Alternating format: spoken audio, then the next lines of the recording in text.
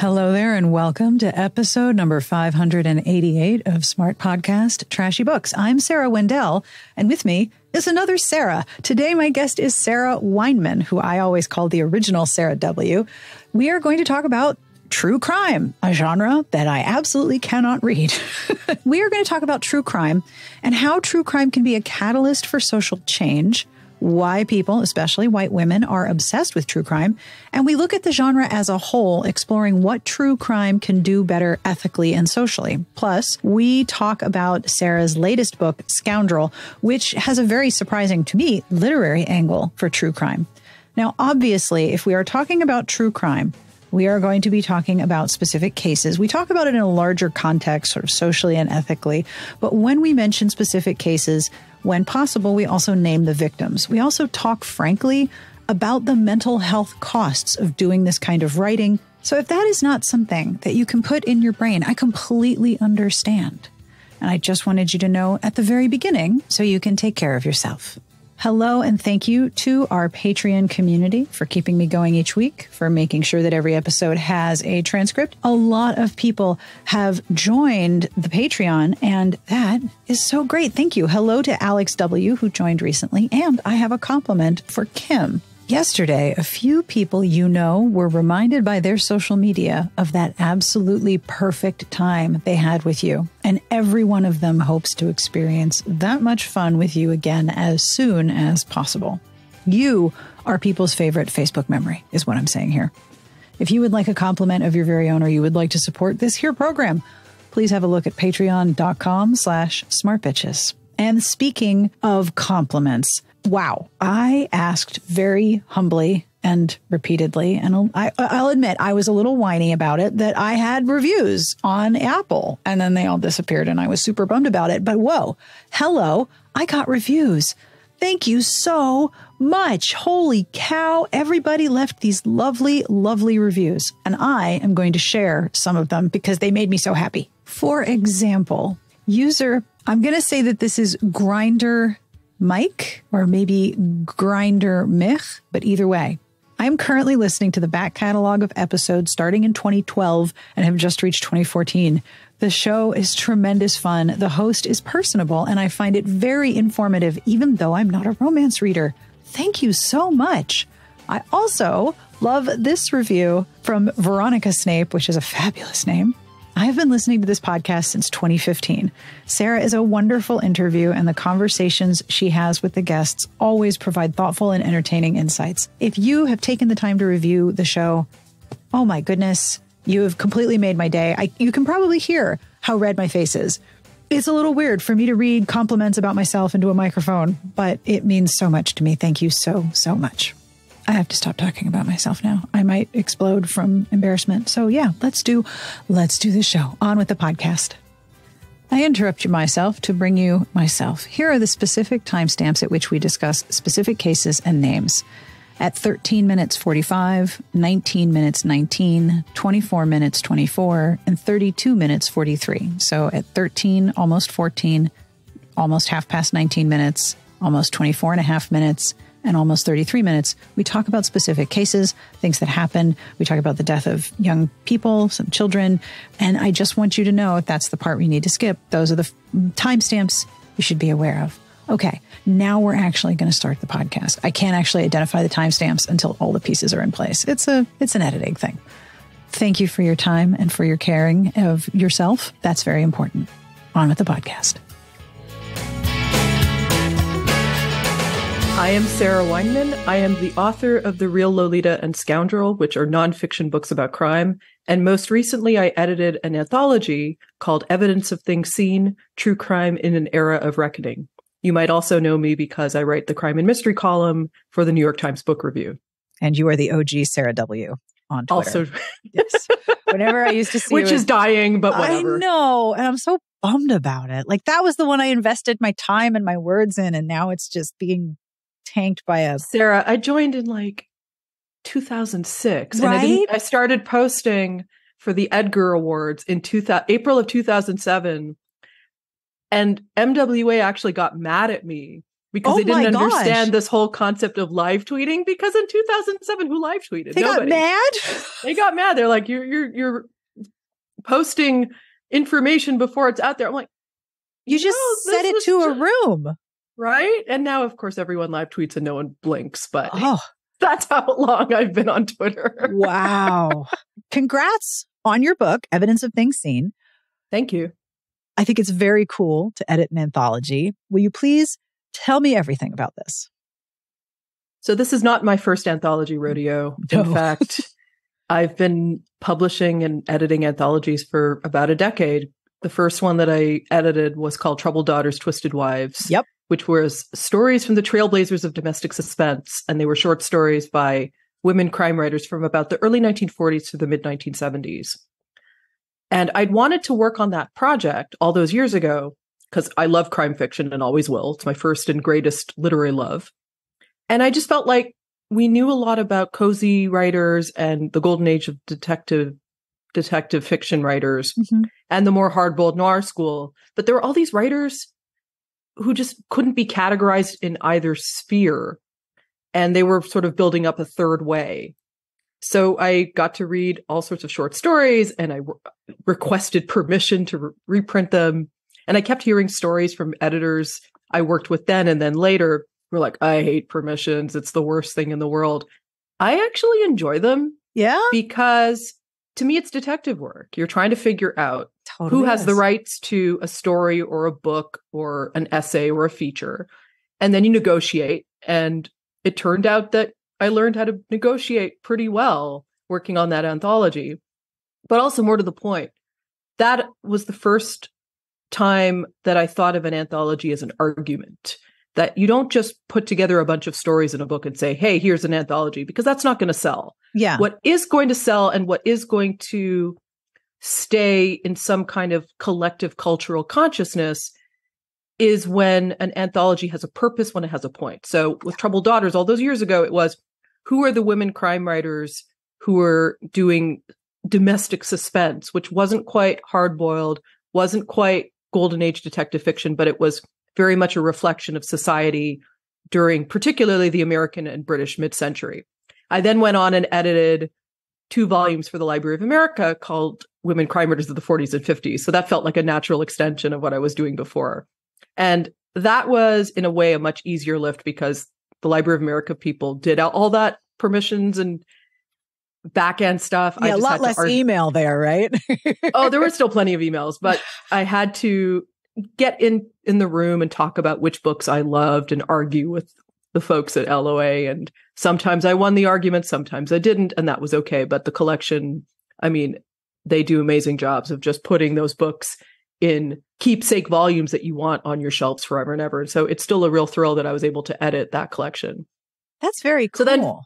So then fast forward, I've published my first nonfiction book, and I realized that I want to edit an anthology of nonfiction crime writing, because a number of years ago, there used to be a series called Best American Crime Reporting. So if listeners may be familiar with Best American Short Stories or Best American Mystery Stories, now Best American Mystery and Suspense, Best American Essays.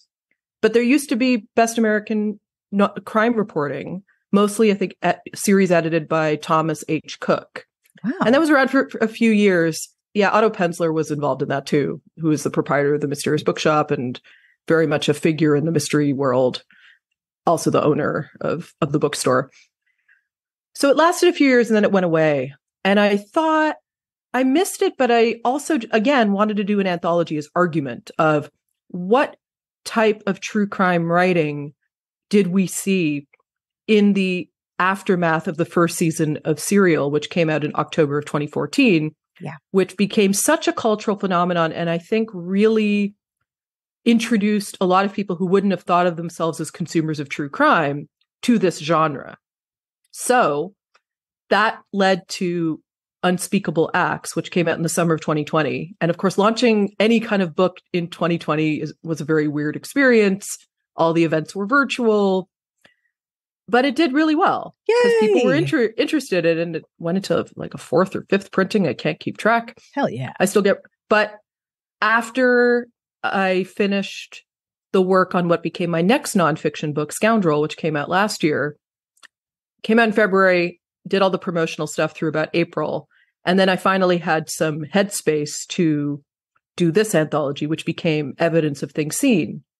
So this is all a super long-winded journey of how this came into being, which was that Where Unspeakable Acts asked the question of what does true crime writing look like post-serial?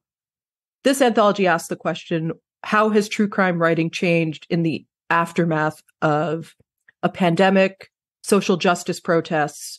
And though that came as I was working on it, not when I sold the anthology, all of the resulting backlashes to how we handled the pandemic, how racial justice was treated, the rollback of reproductive rights, the fact that we see like books being banned everywhere. Yeah. It's a very fraught time. I mean, it's always a fraught time, but now it just feels extra more so because, frankly, I don't think anyone is okay. And that's even more true, but certainly in the last 3 years, that's come into play.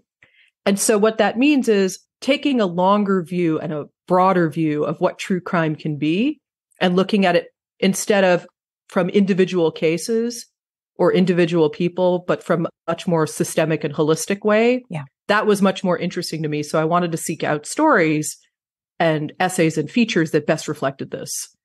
You tweeted recently, the longer I write and report about crime, the more sensitized I get, which really grabbed my attention because another thing that's happened since the pandemic is that amateur true crime investigations on social media have become profitable. Yes, they have. It's profitable for people on YouTube to be like, I'm going to solve this murder that's 30 years old. And then they go start like knocking on people's doors and invading people's privacy who probably don't want to talk about this horrible thing that happened to them. And the thing that I read the most about in terms of like, wow, this is a really interesting, like everyone wants to be Serial now. Everyone wants to be as big as Serial was and get a piece of that algorithm money. The pushback is deeply desensitized to the people who have died and who were harmed by whatever case you're investigating, whether it was last week or 30 years ago. You are unearthing harm. And some people just really don't seem to care. Like they seem completely indifferent to the outcome of their actions. It's really startling to me. And the feedback is always like, oh, we're so desensitized to crime. Which I find astonishing because I can't even read it. Like I can't read true crime. I can't read about crime because at 3 a.m, my brain would be like, listen, let's think about that for about 2 hours. How does that sound? Really? I'd rather do anything other than that, but that's what my brain's going to do. And you also said the longer that you're engaged with true crime, the more sensitized you get. At least the crime writers who write nonfiction. Yeah. The ones that I know and the ones that I talk to the most, we all feel this.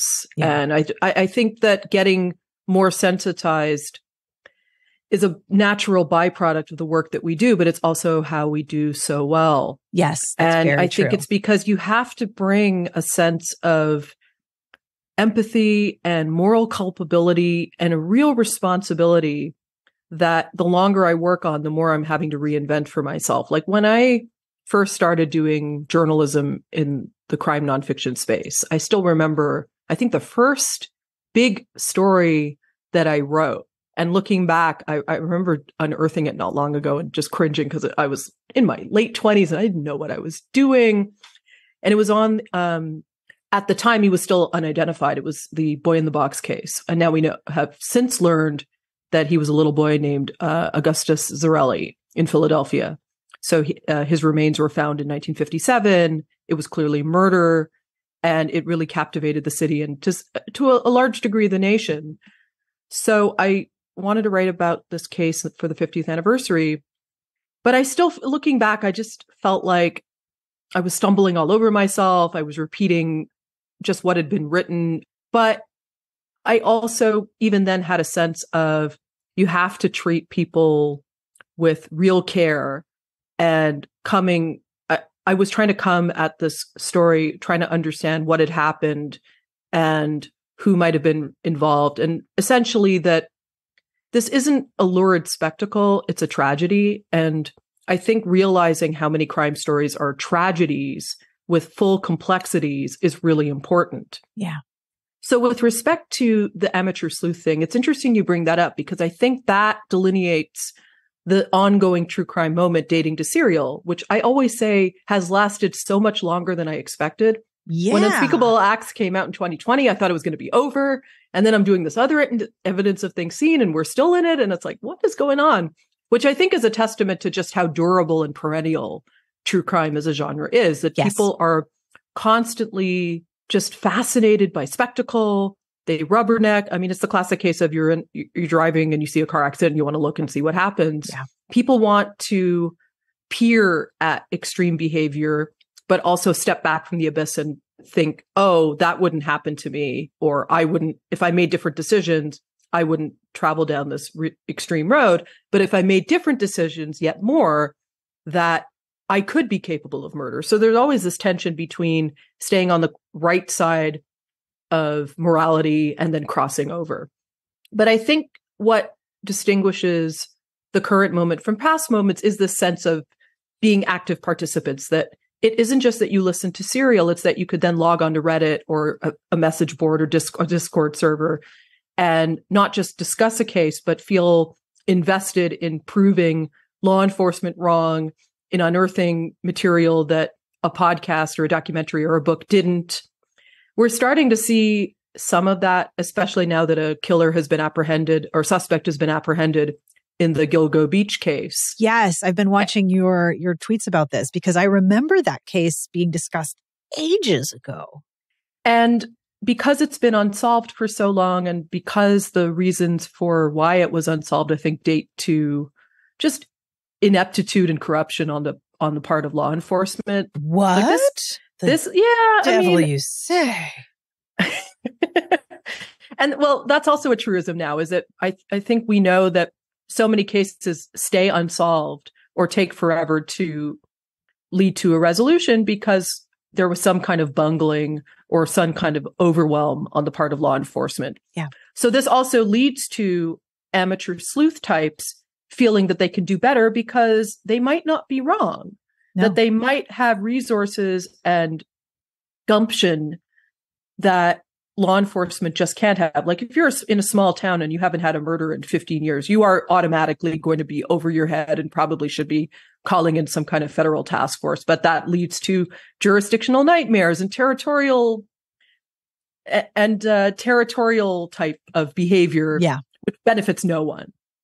But the problem with amateur sleuths is that just because you think that you know better doesn't mean that you're going to act in anyone's interest except your own. Yes. And so doorstepping family members of victims, that's something I have trouble with generally. Yeah. And I usually try to reach out to people either through social media or email, letters, and only if those efforts do not succeed do I cross my fingers and pick up the phone and cold call.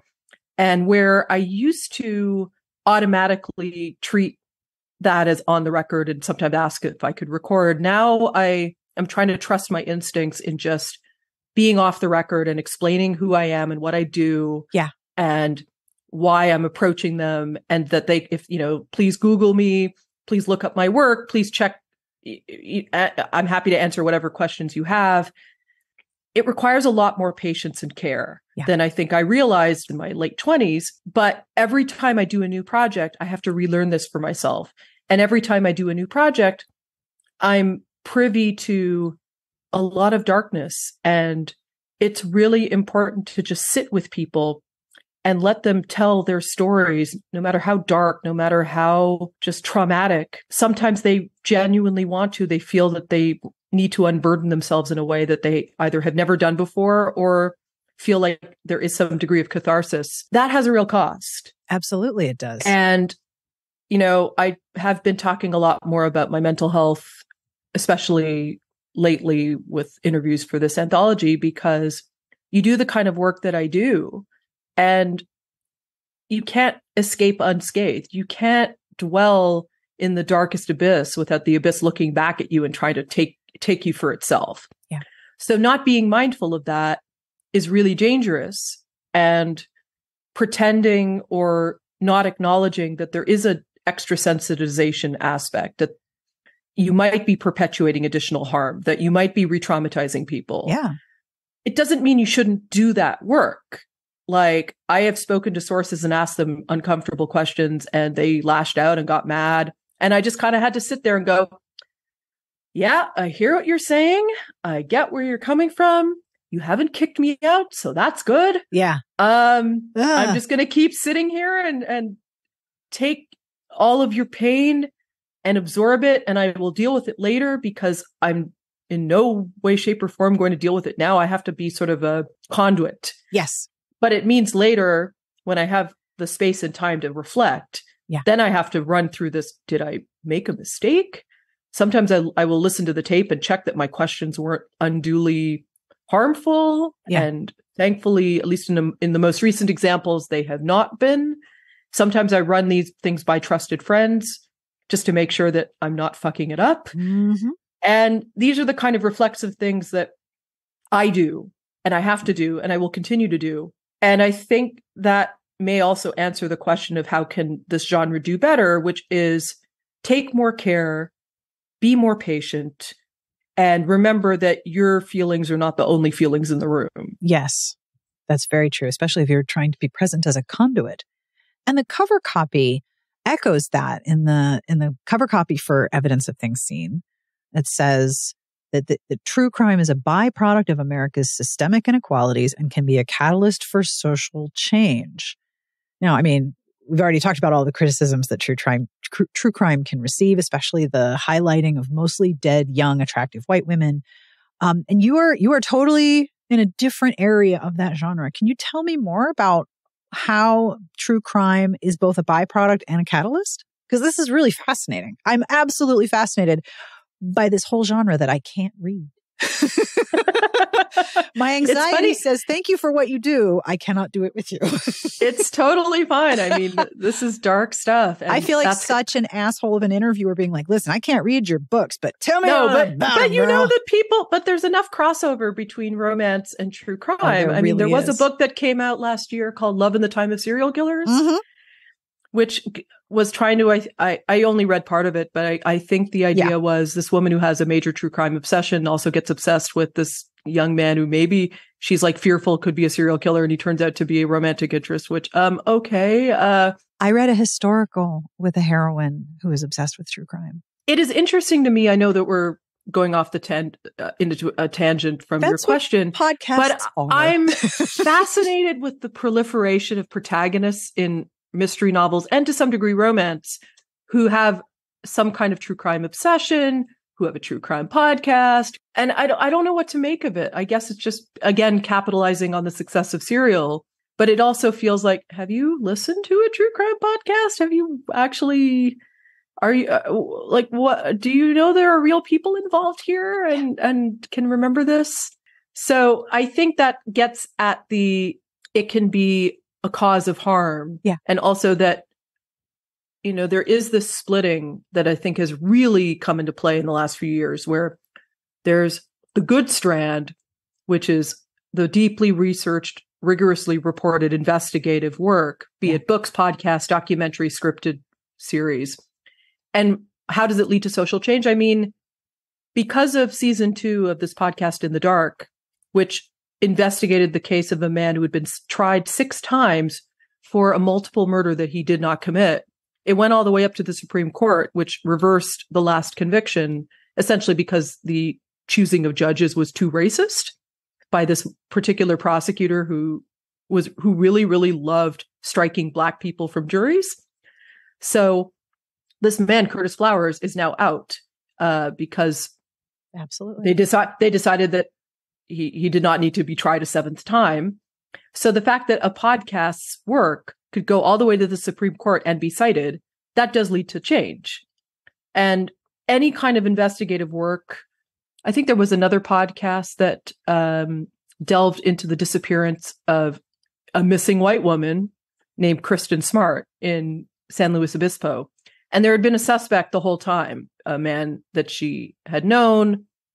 And finally, because of this podcast, law enforcement was able to execute a search warrant on property discovered remains, arrested the guy. I think he has been convicted now. Would that have happened without the podcast? Well, it hadn't, and it had been something like 26 years. Yeah. That was your own backyard. Yeah. Right.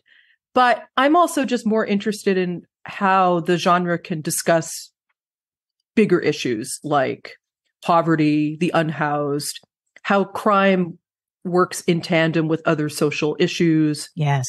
The fact that there are these larger issues, especially with, say, missing and murdered Indigenous women and girls, why we are obsessed with guns, why we aspire to see prisoners rehabilitated, but we can't actually do that in practice. Yeah. And why are prisons still such a ridiculous hell for everybody who cycles through there? Yeah. So if we don't tackle these bigger picture issues, we can't really talk about crime in any meaningful way. And in a way, the missing white woman trope, people are attracted to that because it seems almost glamorous. It's outsized. It's something that could happen to them, but maybe not. They're often, they're just storytelling elements that seem more, quote, attractive. But intimate partner violence on a larger scale or sexual assault on a larger scale, it happens so often that we have such trouble wrapping our heads around the scale of it. Yeah. So as a result, let's not deal with that. But we can deal with this flashy case instead. So there's almost like a displacement that happens. And it, I think, also gets into why women in particular are attracted to true crime as a genre, because their society has instilled so much fear for women. You can't walk home alone at night. You can be catcalled wherever you go. Why were you at that party? Why did you drink? Why did you drink that? Yeah. Why are you wearing that? Don't you know better? Yeah. And so sexualization in society is so pervasive. Yeah. And the patriarchy is so stubborn that no wonder you can listen to a crime podcast or read a story or watch something and think either this could never happen to me or, oh no, this could happen to me.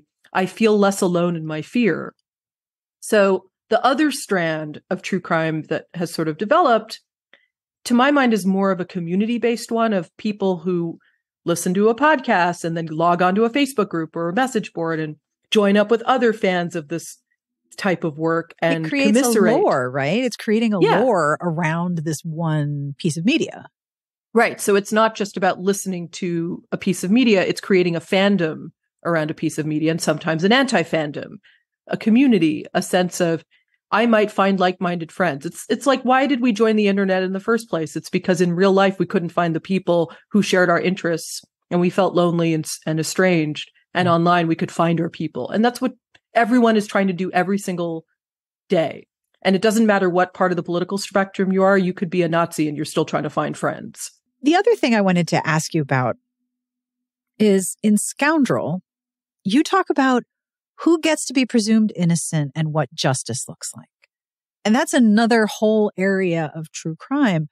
One of the things I find so interesting about the fandoms of true crime and people I talk to, there's people who love the puzzle of it. There's people who love the lore of it. The people who are sort of very engaged by the idea of, okay, I bet I can figure this out. I bet we can figure this out. Like Reddit was going to solve who did the Boston Marathon bombing. That worked out real well. That I think it led to a libel suit. Yeah, that was a bit of a problem. But there's this sort of attraction to, I'm going to figure this out. And then if I Google, justice will be done. It's a very low barrier to entry engagement with the puzzle. And then there's also a very judgmental aspect because women especially, we are taught to judge ourselves against other women almost as a class, as a safety measure. Oh, well, I didn't wear a skirt that short. Oh, I didn't go out past 9. Oh, I wouldn't do that. That won't happen to me because I wouldn't do that. Then there's also people, like you said, who look at that and go, wow, that could have been me. Our horrible patriarchal injustice is ever present and always a threat to me. I think it's generally really dangerous to look at something and say that couldn't happen to you because you have no idea what can happen at any given point. It's a similar thing with grifting, which is, of course, another big strain of crime stories. And to my mind, one of the great American pastimes. Oh, so true. So it's like true. That and white supremacy. These are what underpin American society. But with grifting, people are always thinking they're not going to fall for it. Yeah. I'm always thinking I'm going to fall for it. And I just feel like absolutely. I don't know what I've fallen for. I don't know who is going to be cold reading me at any given point and finding my weaknesses so that they can grift me. And it doesn't mean that I have to be hypervigilant about it. It just means that I never want to presume that I'm above anybody in terms of falling for some kind of scam or grift or, bad relationship or whatnot that, everybody, it can happen to anyone and everyone. It's just a matter of which circumstances lead to this happening. Yeah. And the idea of that much chaos and lack of control can be very terrifying. Very, very when in scary. fact, it's better to just surrender to it. But I had to, that's something you can't teach anybody. No. And certainly not. if 20-something me was on this podcast talking about it, I'd be like, I'm in control of everything. I know exactly what I'm doing. I've got this all planned out. It's going to be fine. Oh my God. Yeah. My life is like just following all these beats. No, it followed none of them. No beats, none, zero. Nope. What led you into the case inside Scoundrel? Because that was more of a focus about a very specific case. It didn't end up where I think you thought it was going to be. Is that right? Did I remember you saying like, "Wow, this took a wild turn that I didn't expect," or am I misremembering? I had finished the piece that became The Real Lolita it was published in November of 2014, and it was for a Canadian publication called Hazlitt. And so I had known about a similar story involving the writer Norman Mailer and how he befriended this prisoner named Jack Henry Abbott. Abbott would write him from prison about this other prisoner, Gary Gilmore, who was the subject of Mailer's book, The Executioner's Song. That didn't work out so well for Mailer because he, along with various literati buddies at the New York Review of Books and at Random House, helped advocate for Abbott. He was sprung from prison. He was paroled. He published a book of his writings in the Belly of the Beast. And on the very day that a rave New York Times review ran, he was being arrested for the murder of an actor at a bar after getting into a fight. And so Abbott spent the rest of his life in prison. He died there. And Mailer took a lot of flack for this story. And how dare you advocate for this murderer when he's just going to get out and kill again? Speaking of grifting, yeah. Right. So that was a story that I had known. Right. And then in the process of just looking up cases on internet rabbit holes, I read about this other murderer named Edgar Smith and how William F. Buckley Jr. advocated for his release. And I thought, why don't I know more about this story? So I pitched it as the next feature I was going to write for Hazlitt. They went for it. But I quickly realized that this was way too big for a magazine story. There were just too many elements between the murder of Victoria Zelinsky, the 15-year-old that Smith killed, the advocating for his innocence, Buckley's involvement, and the fact that certain sources, particularly women that Smith had been married to or involved with, wouldn't speak with me on the record as long as he was still alive, because in one instance involving his second ex-wife, he was essentially cyberstalking her from prison. Oh, good Lord. He had somebody on the outside who was running essentially investigative searches, and she would get weird stuff in the mail and threatening letters. And she just was like, I can't deal with you. I can't deal with this.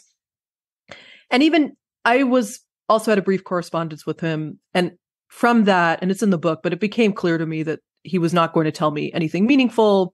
And I just didn't want to engage. Yeah. He was, so I essentially had to wait it out. And then I was finishing the first draft of The Real Lolita. And periodically I would run searches at the California Department of Corrections, their database, just to make sure, was he still there? Yep. Was he not? And then I got an error message.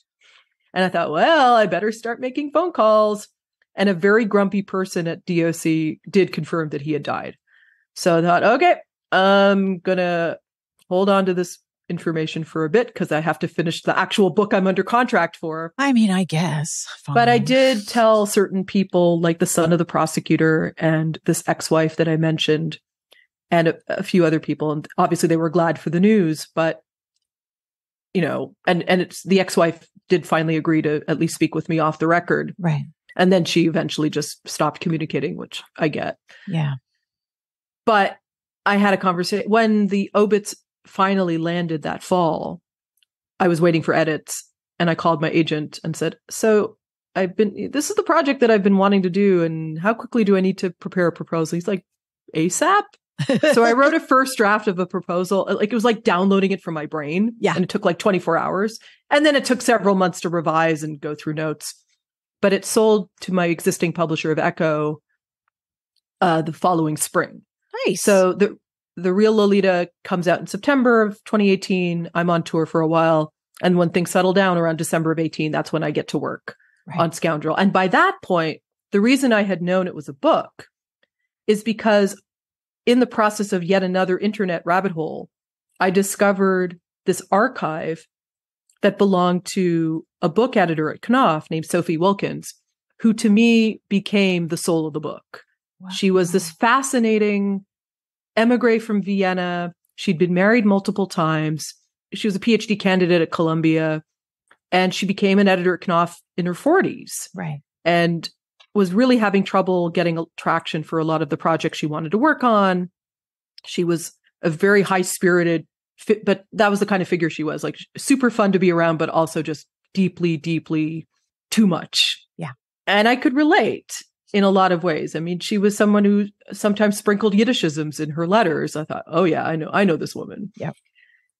She had written Buckley, who had written a piece for Esquire on this case because he had come to believe erroneously that Edgar Smith was innocent, that he had not killed this 15-year-old girl, Victoria Zelinsky, in Bergen County, New Jersey in 1957.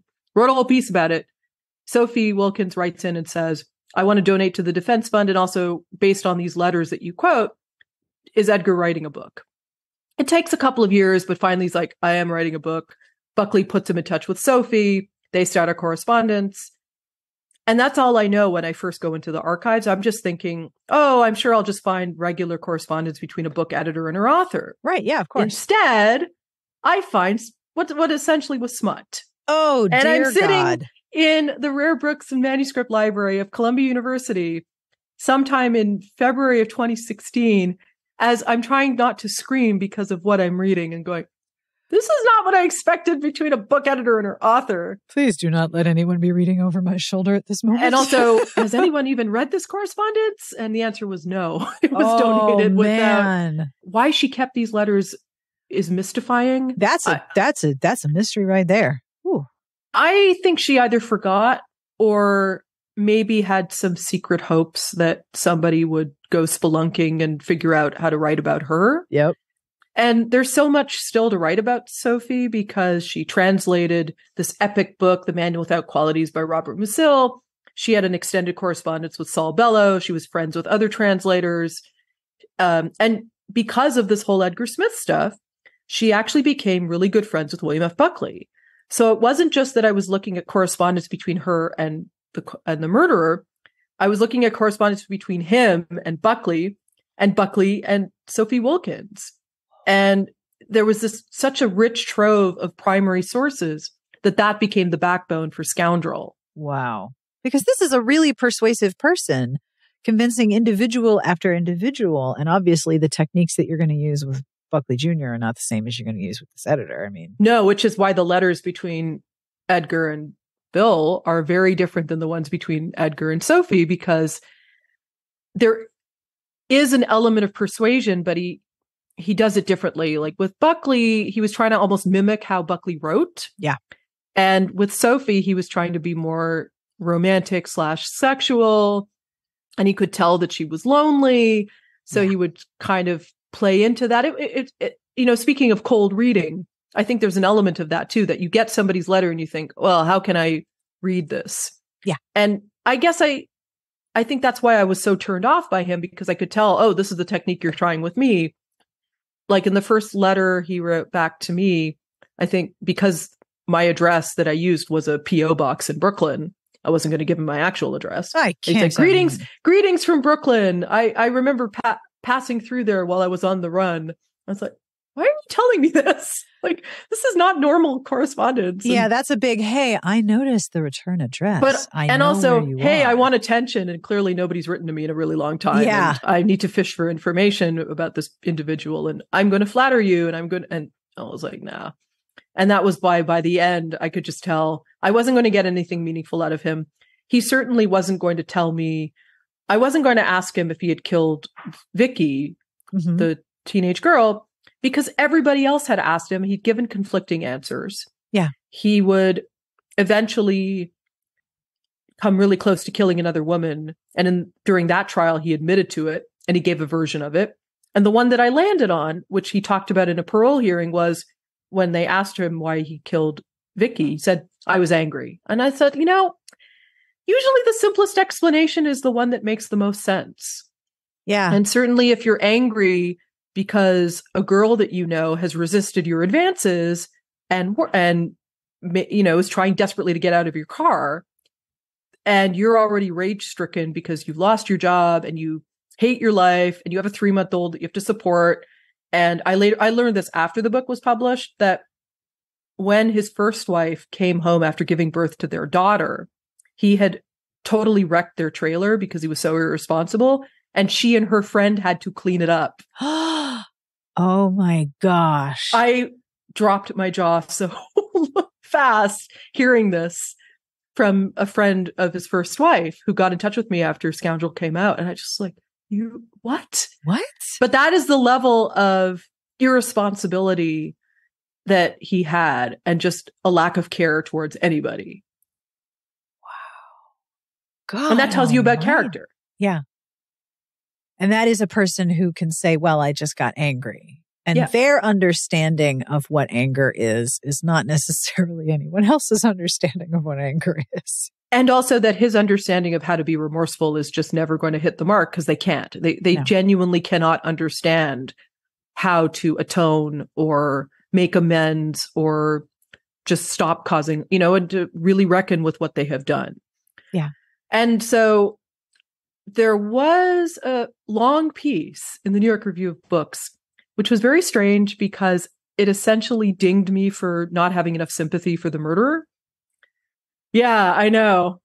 It was written by a man who is currently incarcerated for murder. And it was a very fascinating piece. If it was written by somebody who's currently incarcerated for murder, and they were miffed that you didn't have enough sympathy for the guy who gets angry and wrecks people. Yes, because they did not understand that what I was writing about in Scoundrel was misogyny and how it creates perpetual harm. Sarah, what a shonda. I tell you what. It was a fascinating piece. But did you just read that and be like, are you fucking kidding me? Are you for real right now? Well, but I guess the way I addressed my are you fucking kidding me impulses was to write a letter to the New York Review, which is the only place that you can legitimately write a letter in response to a review. Yeah. Because they expect to have that kind of conversation in the letters page. Yeah. And what happened was there was a whole back page devoted to letters because of that review, which was intense. And it wasn't just you who was like, now hold the fuck on a minute here. Wow. I mean, I wrote in just saying, well, I get where you're coming from. I certainly aspire to believe in prison abolition. And I think that at the very least, significant reforms have to be made to the criminal legal system. That's absolutely true. But pinning that on Edgar Smith, who is such an anomaly, and I wrote about him as an anomalous figure. Yeah. And as a cautionary tale, not really for criminal justice reform, but for assigning belief to a particular seemingly educated white guy, this het guy, as opposed to all the other people of varying demographics and socioeconomic status who never get that benefit of the doubt. Yep. And also all of the women and those who are identifying as female who are harmed, assaulted, and in some instances murdered, they don't get that benefit of the doubt either. Yeah. So since my project was misogyny, to have that point missed was very interesting. Our culture glamorizes serial killers. It didn't have to be this way. For many years, if people committed murders in a serial fashion, there was fascination, there was reporting, but there wasn't the sense of let's elevate them to some kind of superhero type of archetype, which I think really began in the 80s. And particularly, I don't want to put all the blame on coverage of Ted Bundy, but certainly a lot of it. Bundy and then Dahmer. Like the Netflix series was like, and here's this hot guy, Jeffrey, check him out. Like, what the hell is happening? Ryan Murphy is a weird person. And I don't understand his decision making. And I think that the criticisms, especially levied by family members of Dahmer's victims, are 100% warranted, if not more. Oh, absolutely. But I think one of the reasons we do glamorize serial killers is one of the reasons that serial killers have become archetypes, that we look at them as, I don't know, like golems or boogeymen or... Golem is a really good way to describe it. Yeah. This supernatural, otherworldly thing that we cannot possibly control. Right. But that society created. Yeah. You can't have a golem without a person who created them. They do not exist without the society that they function in. Yeah. So that when you lose control of them, and what is Frankenstein but a golem story? Yeah. So of course we think of serial killers as monsters, but what that does is it lets them off the hook. Yeah, it flattens them.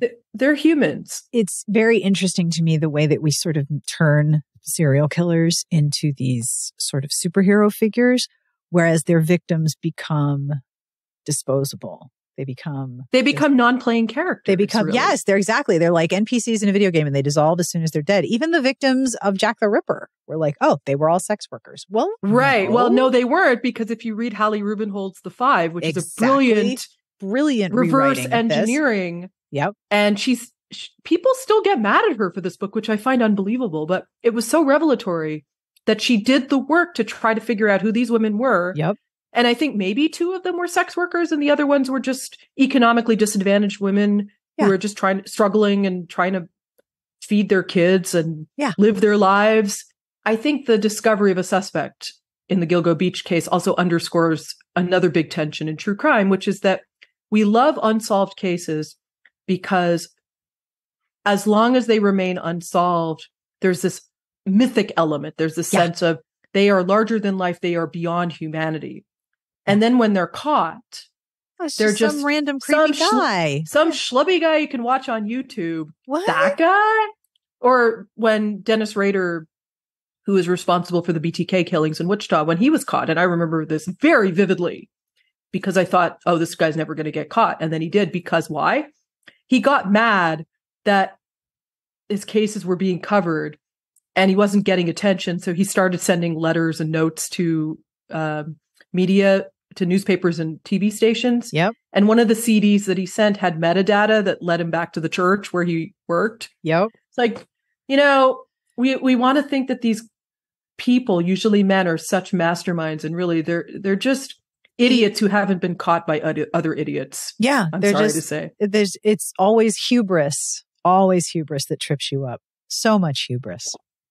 I always ask this question. What books do you want to tell people about? Because I am at heart a book podcast. The only reason this is always nettlesome for me to answer is that I write for the New York Times Book Review, and so I can never really talk about what books that is potentially reviewing for them. Yep. So with crime and mystery fiction, what I can do is talk about books that I definitely can't review because they're by my friends.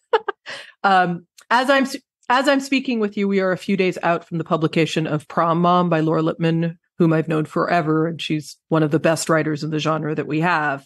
I read it in one sitting. I swear to God, the last twist, I don't normally do this.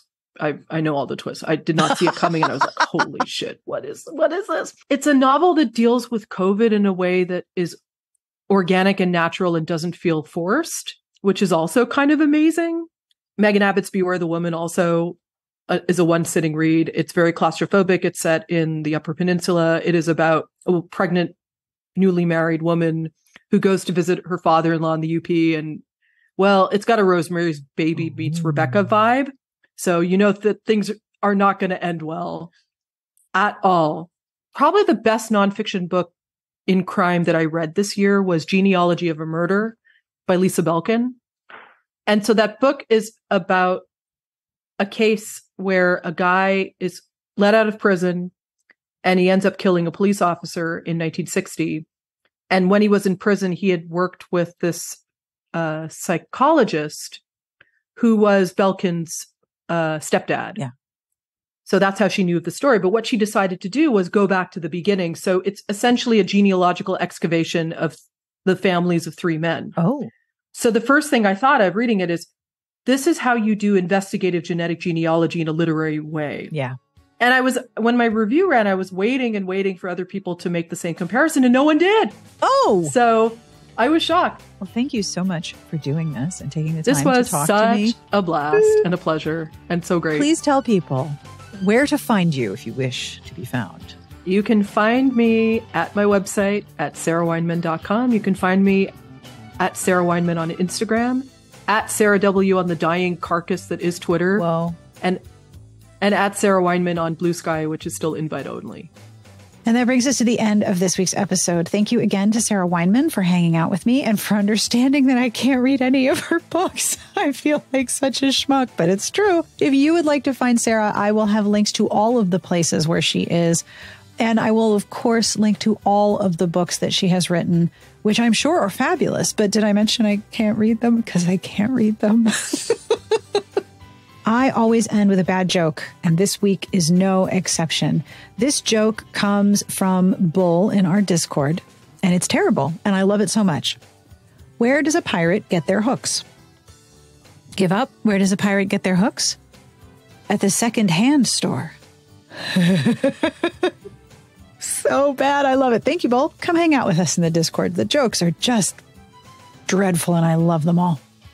On behalf of everyone here, wish you the very best of reading. Have a great weekend. We will see you back here next week. Smart Podcast Trashy Books is part of the Frolic Podcast Network. You can find more outstanding podcasts to subscribe to at frolic.media/podcasts. Bye-bye.